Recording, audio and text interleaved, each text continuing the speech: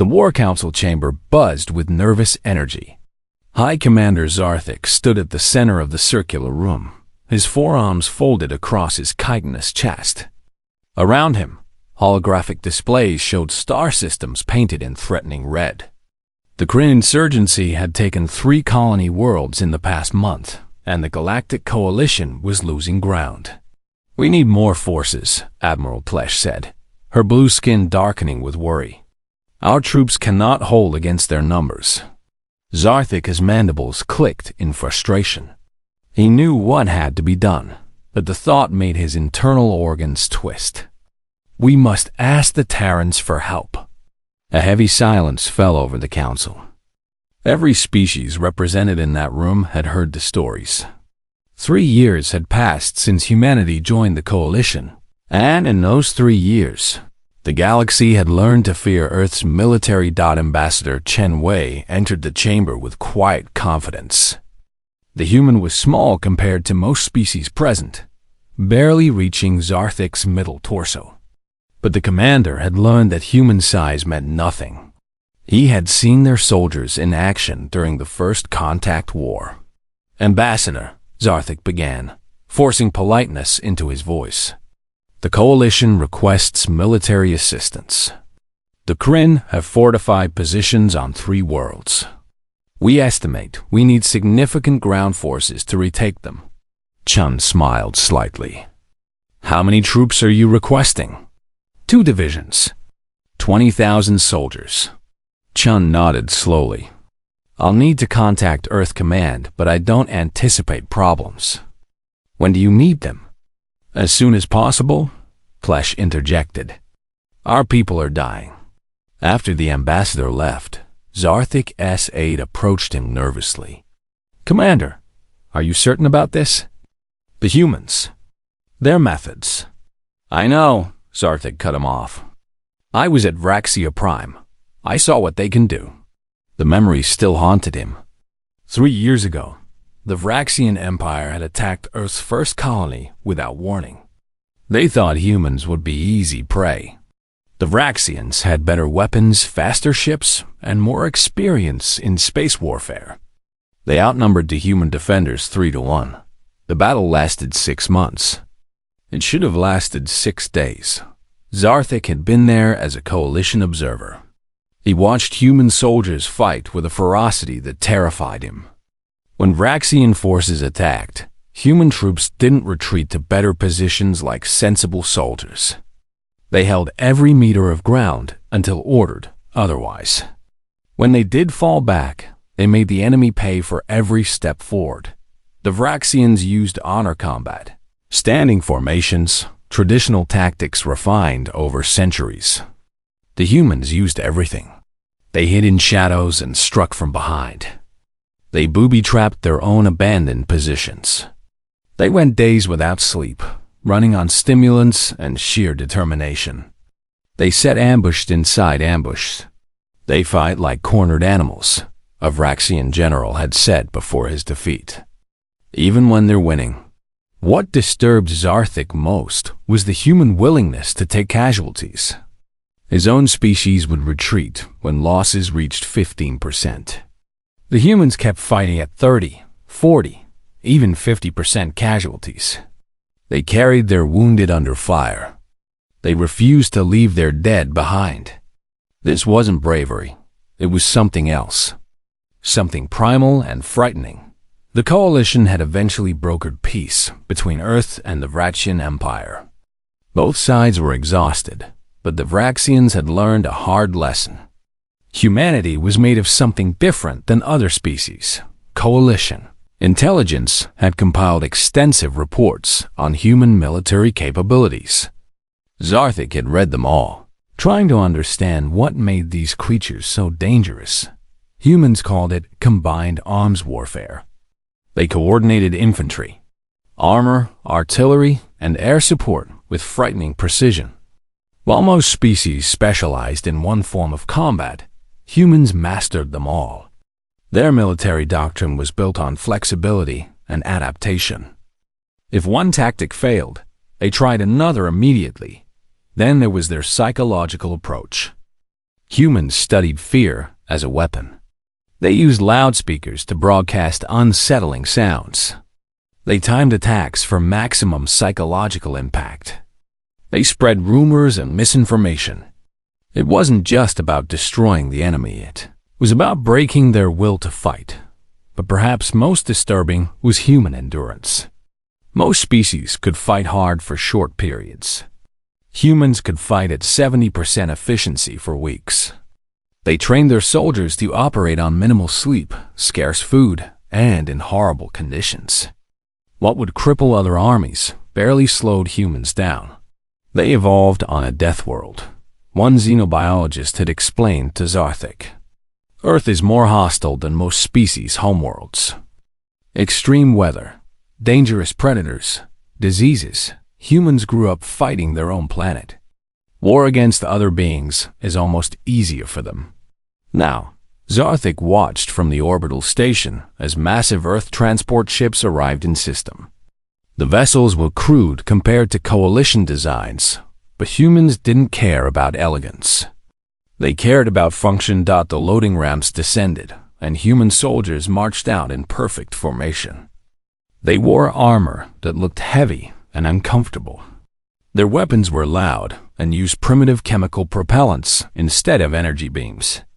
Everything about them seemed outdated. But Zarthik knew better. Those soldiers had trained for years. They could march for days carrying half their body weight in equipment. They could fight in any environment from frozen tundra to burning deserts. They could operate their weapons in complete darkness or blinding light. Young, coalition soldiers watched the humans with wide eyes.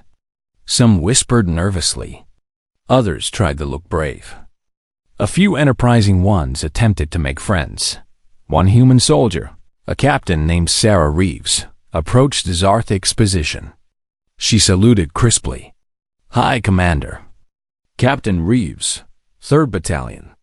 My troops are ready for deployment orders." Zarthik studied her. She was young by human standards, probably only 30 cycles old. She had scars on her face and hands. Her eyes held the calm confidence of someone who had seen combat and survived. "Captain, your forces will coordinate with our 4th Legion. They will brief you on enemy positions." "Understood, sir. My soldiers are looking forward to working with coalition forces." She paused. "We've heard good things about your tactical planning." It was a small compliment, probably meant to ease tension. But Zarthik appreciated it. Despite their fearsome reputation, humans could be surprisingly diplomatic when they chose to be. As Reeves walked away, Zarthik's aide spoke quietly. "Do you think they'll be restrained?" "I hope so," Zarthik replied.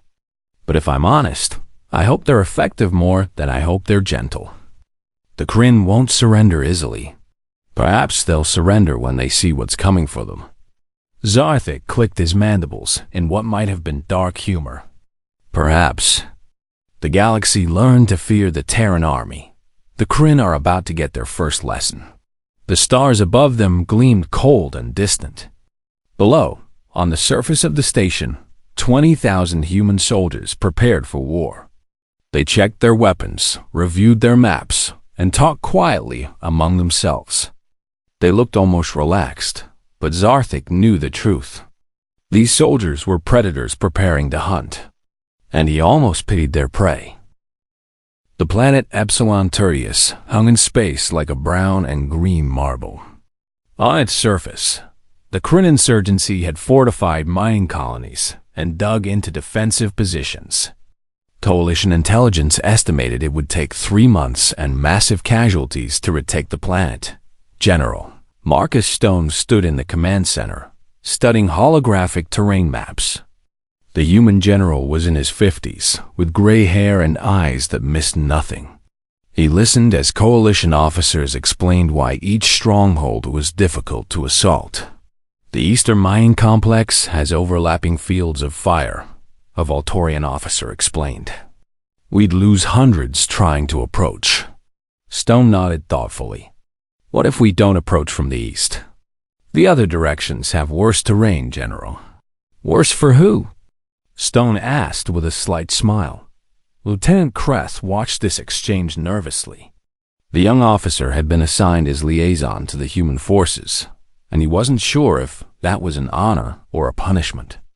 His people, the Zandari, were peaceful by nature. The idea of coordinating with human soldiers made his scales itch with anxiety, but Kreth was also curious. He wanted to understand these strange creatures who fought so differently than everyone else. The assault began at dawn. Coalition forces had expected a careful, methodical approach. Instead, human artillery opened fire from positions they had set up during the night.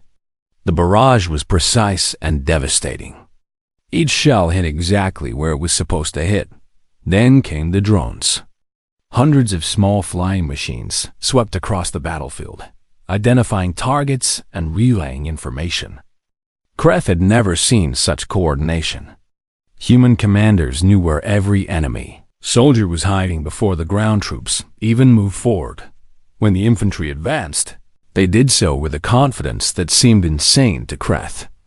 They moved in small groups, covering each other, communicating constantly. When they encountered resistance, they called in artillery or airstrikes with casual efficiency. Crin bunker that coalition planners said would take a week to capture fell in 4 hours. Kreth accompanied a human platoon during the second day of operations. He watched in amazement as they adapted to every situation. When the Kryn tried to ambush them from underground tunnels, the humans simply collapsed the tunnels with explosives. When enemy snipers pinned them down, human counter-snipers eliminated the threat within minutes. What disturbed Kreth most was the human attitude toward casualties. During an assault on a fortified ridge, he watched 3 human soldiers get wounded. Instead of retreating, their squad mates pulled them to cover while still firing at the enemy. A medic ran forward under heavy fire to treat the wounded. "Why don't you pull back?" Kreth asked the squad leader, a sergeant named Martinez. Martinez looked at him like he was crazy. "Pull back? We're winning. But your people are hurt." "That's what medics are for, Lieutenant. We leave no one behind." The phrase echoed in Kreth's mind. He had read it in human military files, but didn't understand it until now. Humans would risk 5 soldiers to save 1 wounded comrade. It was tactically inefficient and strategically brilliant. The soldiers fought harder, knowing their brothers and sisters would never abandon them. By the end of the first week, human forces had captured 2 major strongholds. Coalition forces had assisted but mostly watched in awe. The humans moved faster, hit harder, and recovered quicker than any military the galaxy had ever seen. General Stone seemed pleased but not satisfied. He studied reports from the Northern Territories, where Kryn forces were retreating into the fight for Shadowfall Mountains. Kreth was present when the reports came in. The Kryn leader, a former coalition officer named Varash, had taken his remaining forces into the treacherous mountain ranges. He had also taken civilian hostages to use as shields. "The mountains are impossible," a coalition general stated flatly. "We lost 60% casualties in our last operation there. The caves are too deep, the terrain too rough. We should siege them out." "A siege could take months," Stone replied. "Those hostages don't have months." "Then what do you suggest, General?" "Your soldiers are good, but they can't fly through solid rock." Stone smiled slightly. "No, they can't. But I have assets specialized for this type of operation." Kreth felt a chill run down his spine. There was something in the general's tone that suggested he wasn't talking about regular soldiers anymore. That night, Kreth noticed unusual activity in orbit. Black ships appeared, unmarked and silent. They didn't match any military configurations he recognized. When he asked about them, human personnel became vague. "Special assets," one officer told him. "Need to know basis, Lieutenant." "I'm a liaison," Kreth protested. "I need to know everything. Not this." "Trust me, you'll understand soon enough." In the mountains, Voresh felt confident for the first time in weeks. The humans had pushed him back, yes, but now he had the advantage. The caves were his territory. His soldiers knew every tunnel, every hiding spot. Let the Terrans come. Let them bleed in the darkness. He addressed his troops through communicators. The humans are strong in open battle, but here they're blind. We'll pick them off one by one. They'll learn that some places are not meant for outsiders. His soldiers cheered. They had fortified positions, stored supplies, and the civilian hostages guaranteed the coalition wouldn't use orbital bombardment. It was a perfect defensive situation. Voresh didn't know that everything was about to change. Back at the command center, General Stone received confirmation that his special assets were in position. He nodded with satisfaction. How long until they begin operations? A coalition officer asked. They already have, Stone replied calmly. Already? But we haven't detected any troop movements. Exactly. Kreth pulled up satellite feeds, scanning for human activity in the mountain ranges. He saw nothing. No troop transports, no landing craft, no soldiers. The mountains looked exactly as they had hours before. General Stone, I don't understand. Where are your forces? Stone pointed at the empty screen. Right there, Lieutenant. I don't see anything. Neither do the Kryn. That's the point. Kreth stared at the general, confusion mixing with growing unease. What kind of soldiers could move without being detected? What kind of warriors could disappear so completely that even advanced sensors couldn't find them? In the mountains, a Kryn sentry stood guard outside a cave entrance. He was alert, watching for any sign of attack. Behind him, his relief guard was supposed to arrive in 10 minutes. The relief never came. When the sentry went to check on his comrade, he found the guard unconscious, zip-tied, and gagged. The sentry raised his weapon, ready to sound the alarm. He never got the chance. Something struck him from behind, and darkness took him. When he woke up hours later, he was tied next to his friend. Both their weapons were gone. Both their communication devices were missing. And on the rock wall in front of them, someone had written a message in their own language. You're already surrounded. Surrender now. The sentry had never felt true fear until that moment. He couldn't see his enemy. He couldn't hear them. He couldn't fight what he couldn't find deep in the cave systems. Voresh received reports that confused and worried him. 3 sentry posts had gone silent. No explosions, no firefights, no distress calls. Just silence. Send patrols to investigate, he ordered. The patrols found the sentries alive but bound. They found no trace of who had done it.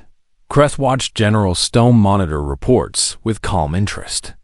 Insurgent communications were becoming panicked. They reported ghosts, shadows, invisible enemies. What did you send into those mountains? Kreth asked quietly. General Stone looked at him with an expression that was almost sympathetic. Lieutenant, your people fear our army. You've seen what our regular soldiers can do. But there are humans who train for years to do things regular soldiers can't. They don't fight battles. They end them before the enemy knows they've begun. What are they called? Special Forces, Stone said simply. And they're just getting started. The insertion had been perfect. No sound, no light, no trace. The black aircraft had dropped them from high altitude during the darkest part of the night. They fell silently through the cold air, their parachutes opening at the last possible moment to avoid detection. Lieutenant, Commander Echo, landed softly in a ravine 3 kilometers from the first target. Around him, the rest of his Delta Force team touched down like whispers. Within 60 seconds, every parachute was buried, every trace of their arrival erased. Echo activated his throat microphone with a soft click. All teams report. One by one, different special operations teams checked in. Navy SEALs to the north. British SAs to the east. Russian Spetsnaz to the south. Australian commandos holding the western approaches. Over 200 operators from a dozen Earth nations, all working together toward one mission: rescue the hostages. Eliminate the insurgent leadership. Do it quietly. Radio silence from here, Echo ordered. 72 hours recon. Move like ghosts. In the Coalition Command Center, Kreth stared at monitors that showed nothing. General Stone sat nearby, drinking something humans called coffee. He seemed completely relaxed. Shouldn't we have some update? Kreth asked nervously. They're gathering intelligence, Stone replied. They won't report until they have something worth reporting. But it's been 12 hours. What if something went wrong? If something went wrong, we'd know. The Kryn would be celebrating a capture or finding bodies. Stone took another sip. No news is good news, Lieutenant. Kreth didn't understand how the general could be so calm. 200 soldiers had vanished into enemy territory, and he was drinking coffee like it was a normal day. In the mountains, Voresh was not calm. His patrols kept finding strange things. Tracks that appeared and disappeared. Equipment moved during the night. Traps disabled without anyone seeing who did it. It's the wind, one of his officers suggested. Or animals. Animals don't untie knots, Voresh snapped. Animals don't disable pressure sensors. Something is out there. He doubled the guards, tripled the patrols, installed more sensors and cameras. But every morning brought new mysteries.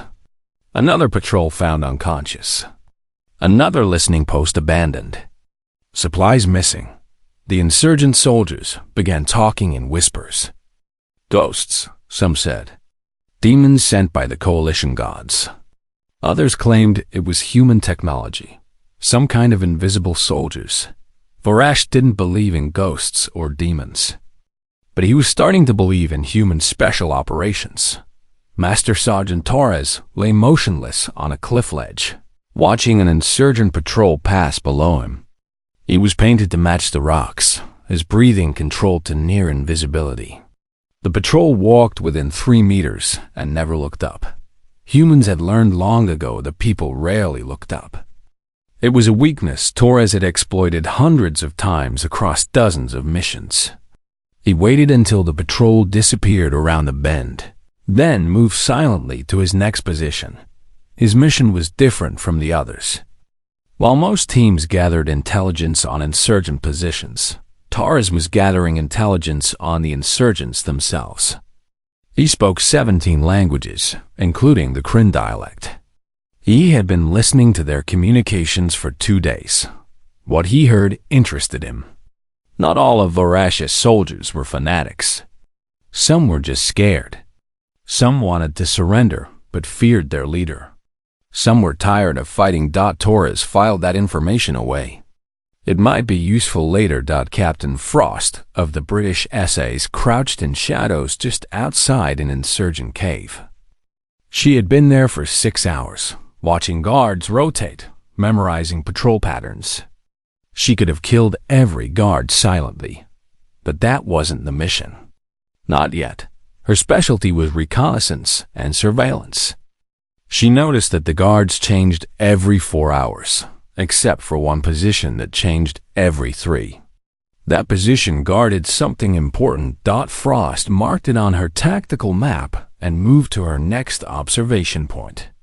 She moved through the darkness like water, silent and unstoppable. Back at base, Kreth finally got the update he wanted, though it wasn't what he expected. General Stone's communication device chirped softly. He listened for a moment, then smiled. First target package is ready, he announced. What does that mean? Kreth asked. Stone pulled up a holographic map. Red markers appeared across the mountain range, each one marking an insurgent position. Detailed information scrolled beside each marker. Number of soldiers, weapons inventory, shift changes, supply routes. Kreth's eyes widened. How did they get all this information? They're very good at their jobs, Lieutenant. but they've been completely silent. How did they map all these positions without being detected? Stone gestured to a coalition officer. Your sensors are excellent. Please do a full scan of grid reference 447 to 889. Maximum sensitivity. The officer complied. The scan showed empty terrain. Nothing but rocks and wind. There's nothing there, General. Stone smiled. Lieutenant Kreth, would you like to speak with the team that's actually at grid reference 447 to 889? Before Kreth could answer, Stone opened a communication channel. Echo, you have visitors checking you out. Give them a wave. On the monitor, Kreth saw thermal imaging of the grid reference. For a moment, nothing. Then, as if appearing from nowhere, 6 human-shaped heat signatures became visible. They had been there the whole time, invisible to advanced coalition sensors. One of them raised a hand in greeting. Kreth felt his blood turn cold. They were right there. Our sensors didn't see them. Human special operators trained to avoid detection, Stone explained. They use thermal camouflage, terrain masking, and old-fashioned fieldcraft. Your technology is impressive, Lieutenant, but sometimes the primitive methods work best. Vorash called an emergency meeting of his commanders. I'm moving our main base deeper into the caves. Whatever is out there, we need more protection. Sir, moving the hostages will be difficult, one commander protested. Then we move at night. Minimum light, maximum security. Vorash pulled up his communication network on a tactical display. And I want complete radio discipline. We're being monitored somehow. What Vorash didn't know was that his communication network had been completely compromised 3 days ago. Echo's team had hacked into their system during the first night. Every message he sent, every order he gave, was being recorded and analyzed by Coalition intelligence. More than that, Torres had actually been inside an insurgent camp for the past 18 hours. He had disguised himself as a local guide who the Kryn had pressed into service. His skin tone was wrong, but in the dim cave lighting and with dirt covering his face, he passed well enough that he had counted hostages, memorized layouts, identified which guards were nervous and which were confident, all while pretending to be a frightened civilian dot. It was dangerous beyond measure. If anyone looked too closely, he'd be exposed. But Torres had done this type of work before. He knew how to move like a victim, how to stay invisible by being obviously present. Kreth learned something new every day about human special operations. He learned that they could climb cliffs that no Coalition soldier could scale. He learned they could survive 3 days without resupply in hostile terrain. He learned they could operate in atmospheric conditions that would kill most species. But what disturbed him most was their patience. Regular soldiers wanted to fight. These operators were content to watch and wait for weeks if necessary. They treated combat like a science, not an art. How do they stay hidden so long? He asked General Stone. Training, selection, natural talent. Stone pulled up a file. Every special operations unit has different requirements, but they all select for the same qualities: intelligence, physical endurance, mental toughness, and creativity. Then they train for years. Years? A Delta Force operator might train for 4 years before his first real mission. SAS selection alone takes 6 months, and most candidates fail. We don't just want good soldiers, Lieutenant. We want the best of the best. Kreth read through the file with growing disbelief. The selection process was brutal. Candidates carried heavy loads over impossible terrain. They stayed awake for days. They solved complex problems while exhausted and stressed. 80% failed. Your weakest soldiers would be elite troops in the Coalition, Kreth said quietly. Perhaps, Stone replied. But we need them to be better than elite. We need them to be invisible, unstoppable, and precise. Because when we send them into situations like this, we expect them to achieve impossible objectives without starting a war. On the third night, Echo's team was in position 200 meters from Varash's main bunker. They had painted themselves to match the rocks. They had controlled their heat signatures. They had barely moved for 8 hours. Echo could see the bunker entrance through his scope. He counted guards, noted weapons, tracked patrol patterns. Beside him, his team did the same. Each operator gathering slightly different information, all of it fitting together like a puzzle. His communication device vibrated silently. One long pulse, too short. The signal he'd been waiting for. All teams were in position. All hostages had been located. All escape routes were mapped. Echo allowed himself a small smile. The Kryn thought they were safe in their mountains. They thought the darkness protected them. They were about to learn that humans owned the night. The countdown began at midnight. 12 insurgent positions across the Shadowfall Mountains, each holding pieces of Varash's operation. 12 simultaneous strikes planned down to the second. Echo checked his team one final time. Each operator knew their role. They had rehearsed this on mock-ups for 2 days, moving through the motions until every step was automatic. Now it was real. All teams final check. Echo whispered into his communicator. One by one, teams reported ready. SEAL Team 3 at the northern hostage location. SAS at the communication hub. Spetsnaz covering escape routes. Australian commandos ready to intercept reinforcements. General Stone sat in the command center, Kreth beside him. The young lieutenant had learned not to expect visible troop movements. He watched data feeds instead, seeing information flow from the invisible operators in the field. How can they coordinate all this? Kreth asked. 12 different locations, dozens of soldiers, all acting at once? Training and trust, Stone replied. Each team leader knows the plan. Each operator knows their role. They don't need constant orders. They adapt to the situation. What if something goes wrong?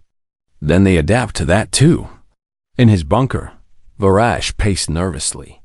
His instincts screamed danger, but he couldn't identify the threat. His patrols reported nothing unusual. His sensors showed no enemy forces. Yet he felt like prey being watched by a predator. Double the guards on the hostages, he ordered. And I want, his communication officer interrupted. Sir, we're getting reports of equipment malfunctions across all outposts.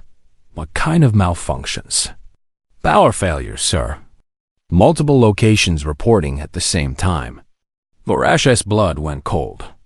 That wasn't malfunction. That was sabotage. The lights went out. Echo and his team moved the moment darkness fell. They had cut power to the bunker complex 3 minutes earlier, giving the insurgents just enough time to panic, but not enough to organize. Night vision made the darkness meaningless to human operators. They reached the bunker entrance where 2 guards stood confused, fumbling with flashlights. Echo's team moved past them like shadows. Pressure points, not bullets. The guards dropped unconscious before they could shout. Inside, the bunker was chaos. Insurgents stumbled in darkness, shouting orders and questions. Echo's team flowed through them like water around rocks. They knew the layout perfectly. They had memorized every corner, every hallway, every room. At the northern hostage location, SEAL Team 3 approached silently. The civilian prisoners were held in a natural cave chamber, guarded by 8 insurgents. The SEALs had studied these guards for days. They knew which ones were alert and which were lazy. They knew who would fight and who would surrender. The team leader raised his fist. His operators froze in position. Through hand signals, he designated targets. Each SEAL knew exactly which guard was there. Responsibility. The team leader counted down on his fingers. 3, 2, 1. They moved as one entity. Suppressed weapons fired with soft coughs. Insurgents dropped without understanding what happened. The whole engagement lasted 4 seconds. The hostages stared in shock as humans in dark gear appeared from nowhere. One SEAL stepped forward, speaking in accented Kryn language. "We are Coalition Rescue Forces. You are safe. Stay quiet and follow us." The civilians were too terrified to do anything but obey. Kreth watched data streams with disbelief. 12 operations happening simultaneously, and all of them succeeding. Insurgent positions fell silent one by one, but not from fighting. From precision strikes so fast the defenders couldn't respond. "How many casualties?" he asked. General Stone checked his reports. 3 insurgents wounded. None dead so far. All hostages secured. 3 wounded. But there were over 100 insurgents at those positions. "Special forces prefer not to kill when they can avoid it," Stone explained. "Dead enemies can't surrender. Captured enemies can provide information. And minimizing casualties is always preferable when possible." Kreth thought about coalition military doctrine. Most species believed overwhelming force was the answer. Kill the enemy quickly and efficiently. But humans had apparently learned that sometimes not killing was more effective. Vorash realized what was happening when his door burst open. He reached for his weapon, but something struck his hand, numbing it instantly. Before he could react, he was on the ground, hands being secured behind his back. He looked up to see a human standing over him. The operator's face was painted, making him look like a demon from old Kryn legends. Night vision goggles reflected Vorash's terrified face. "Vorash," the human said in perfect Kryn language. "You are under arrest for war crimes. Do not resist." "How?" Vorash gasped. "How did you get in here?" The human tilted his head. "We've been here for days. You just didn't notice." That was when Vorash understood the truth. The humans hadn't just defeated him tactically. They had been inside his stronghold, watching him, learning his patterns, waiting for the perfect moment. He had never had a chance dot in another section of the caves. Master Sergeant Torres was completing his own mission. He had made contact with the moderate faction he'd identified days earlier. 20 Kryn soldiers who were tired of fighting, who wanted peace but feared Vorash's punishment. "Your leader is captured," Torres told them in their own language. "The war is over. You can surrender with honor, or you can keep fighting and die. Choose now."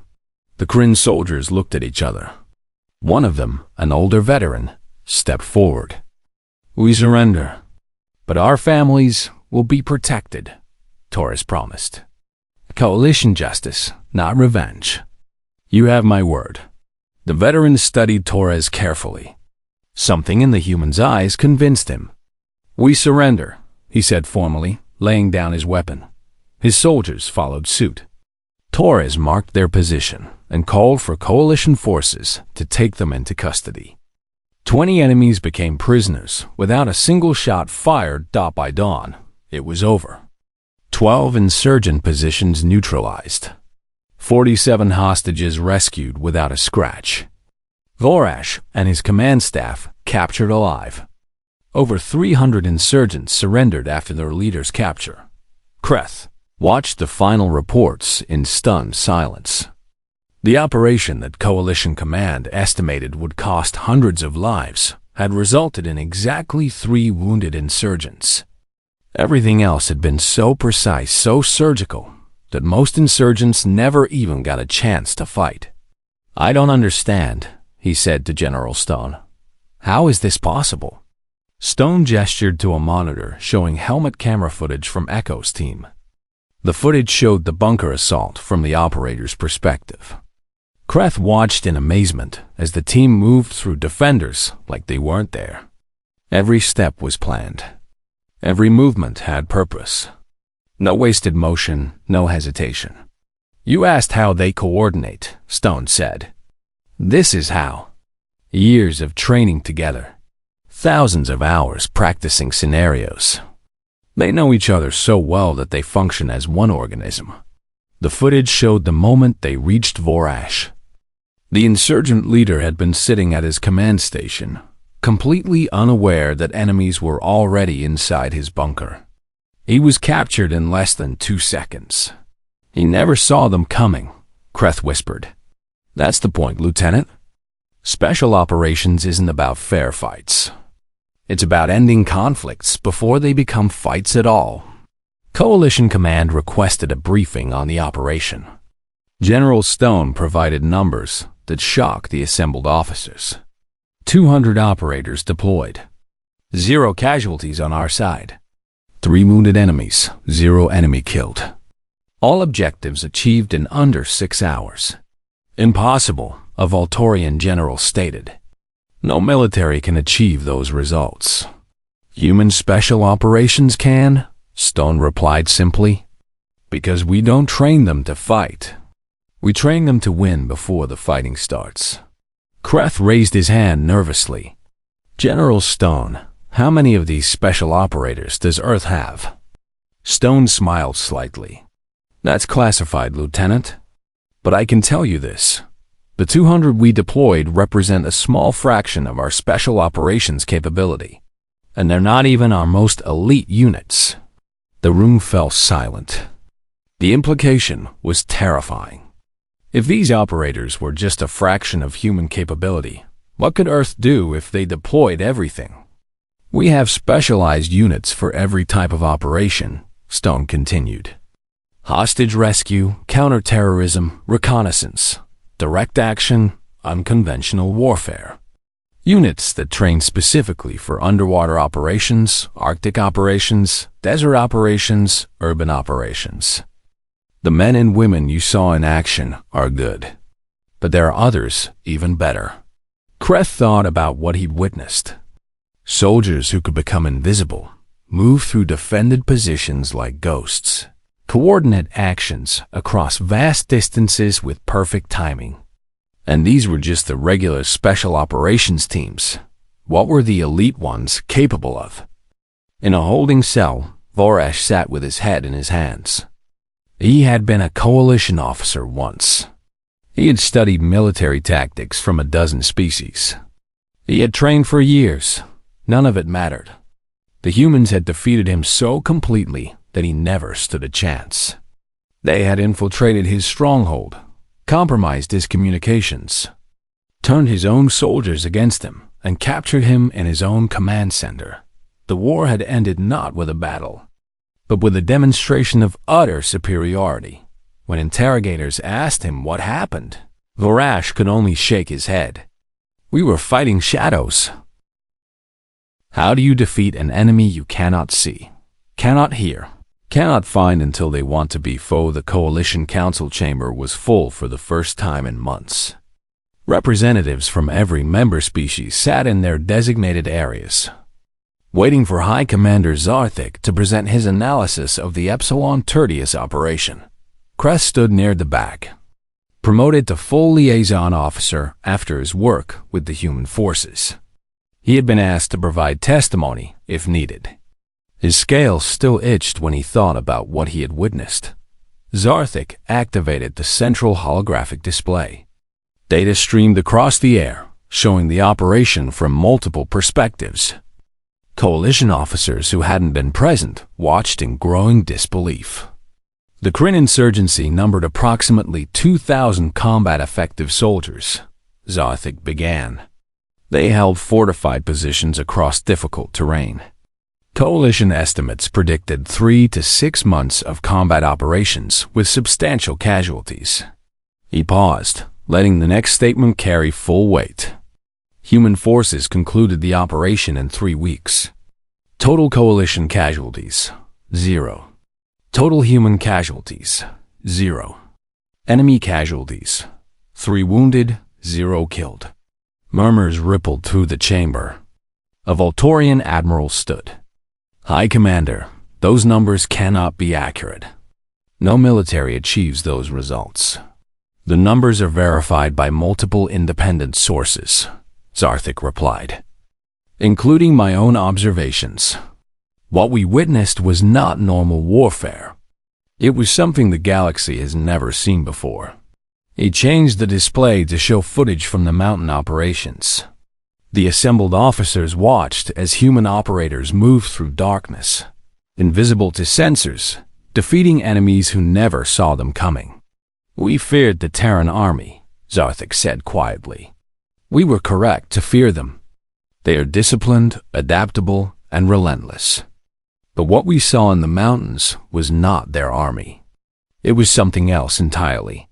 Kreth was called forward to give his testimony. He stood before the council, his voice steady despite his nerves. I served as liaison to human forces for the entire operation, he began. I have extensive recordings and observations to share. But the most important thing I learned is this. We have fundamentally misunderstood human military capability. He pulled up his own data files. Human Special Operations Forces represent a completely different approach to warfare. They don't fight battles. They prevent battles from happening. They don't conquer territory. They achieve specific objectives with minimal force. A Jandari counselor interrupted. But how? Our intelligence shows humans have only been in space for a few decades. How can they be so advanced in military operations? Because they weren't developed for space warfare, Kreth explained. Humans have been fighting each other for thousands of years. Their special operations capabilities were refined through centuries of conflicts on their own world. Counterterrorism, hostage rescue, guerrilla warfare, these are skills they perfected against each other. He displayed information about human special forces selection and training. The council members read in silence, their expressions shifting from skepticism to shock. They reject 80% of candidates. Someone asked, even from soldiers who already passed their normal military selection? Correct, Kreth confirmed. And those who pass face years of additional training. A Delta Force operator might train for 4 years before his first real mission. British SAS selection takes 6 months, and most candidates fail in the first week. An intelligence officer spoke up. We've confirmed something else disturbing. The units deployed to Epsilon Tertius were not Earth's most elite special operations forces. The council chamber erupted in noise. Zarthik raised his hands for silence. Explain, a counselor demanded. The intelligence officer looked uncomfortable. Human special operations have multiple tiers. The units we observed, Delta Force, SEALs, SAS, Spetsnaz, these are considered Tier 2 or Tier 3 assets. There are more specialized units that we know exist but have never seen deployed. What could be more elite than what we witnessed? We don't know. Human Military Command classifies those units at the highest secrecy levels. We have designation names only. DevGru, SBS, SFODD, JTF2, Sayare Matkal. No operational data. No confirmed sightings in the field. They exist entirely in the shadows. Kreth added his own observation. General Stone told me that the 200 operators deployed represented a small fraction of human special operations capability. When I asked how many total operators Earth possesses, he said that information was classified. Estimate, Zarthik ordered. The intelligence officer hesitated. Based on known facilities, training programs, and historical data from Earth's military conflicts, we estimate between 5,000 and 15,000 special operations personnel across all human nations. But that's a very rough calculation.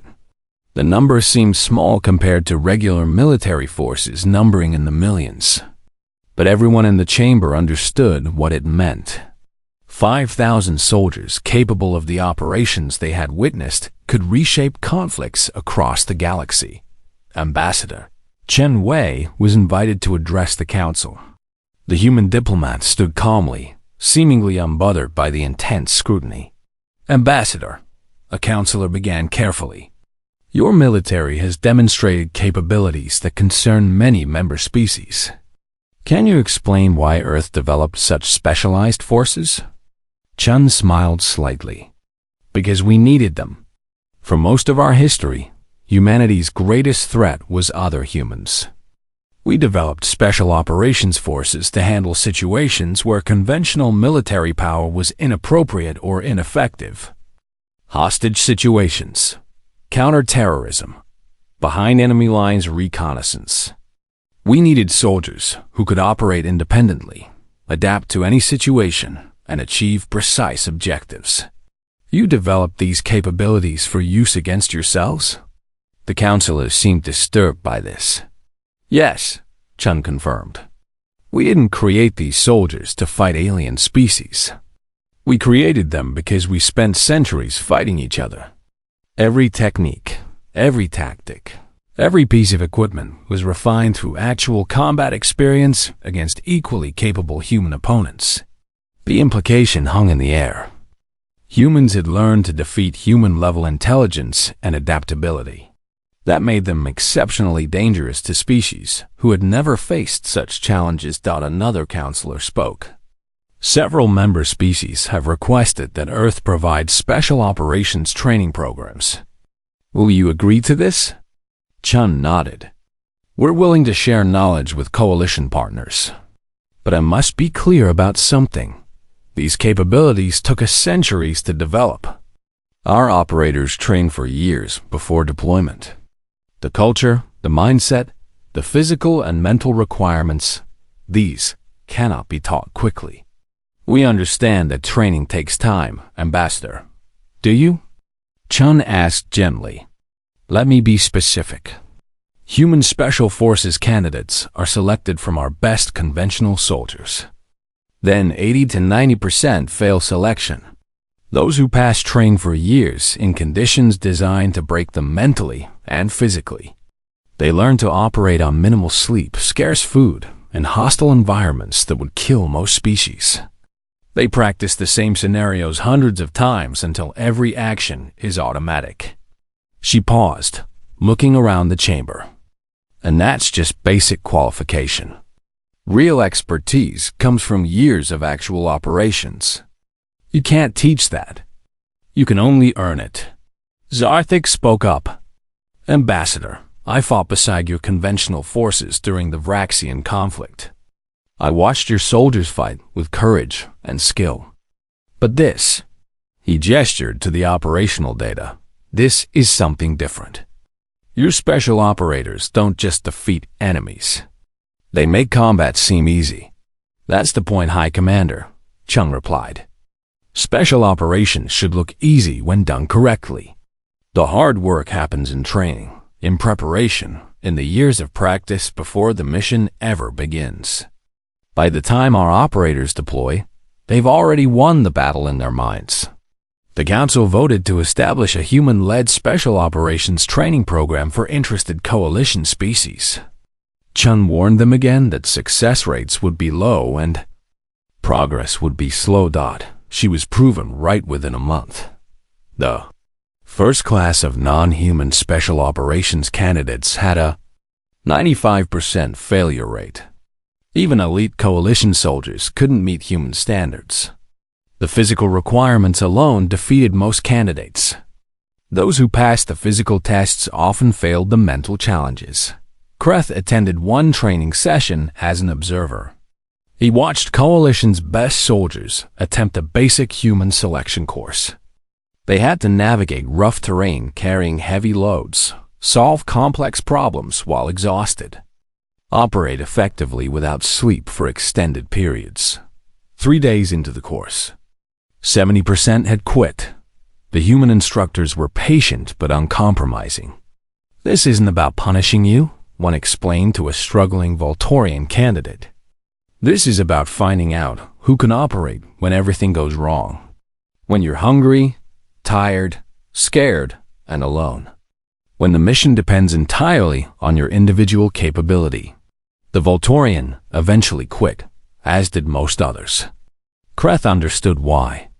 Coalition militaries emphasized unit cohesion and collective strength. Human special operations emphasized individual excellence within team structures. It was a fundamentally different philosophy. Voracious trial became a galactic event. The former coalition officer faced charges,